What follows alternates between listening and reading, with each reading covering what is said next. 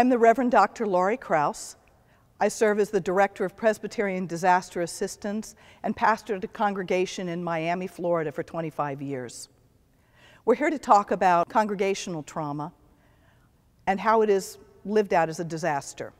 Often we are asked following a public disaster and an event of violence, isn't the Christian responsibility to forgive? Should we not be preaching from the pulpit that we should forgive the young man who came in and shot the children in the elementary school? We should forgive the youth leader who sexually abused one of the children in the youth in their group? Shouldn't we forgive? Isn't God demanding of us that we should forgive?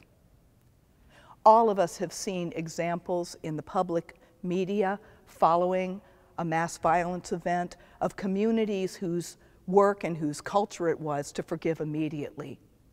The Amish community after the nickel mine shooting, those survivors of the families of the Bible study members in Charleston who went into the arraignment of the shooter and said, God will forgive you, and I am wishing for you that you would be experiencing forgiveness.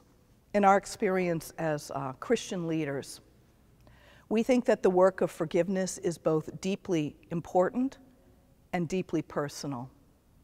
To mandate that a congregation should enter forgiveness before they have ever begun to grapple with the impact of the rage, the impact of the betrayal, the impact of the hurt, and the shredding of the fabric of the congregation's life, is to ask people to make a commitment to an act of forgiveness that is not yet in the heart, and that indeed cannot yet be in the heart until the congregation has actually accepted and experienced the depth of loss and the depth of the hurt. So we advise pastors who are called into speaking a word of truth immediately following a human-caused disaster or an act of public violence.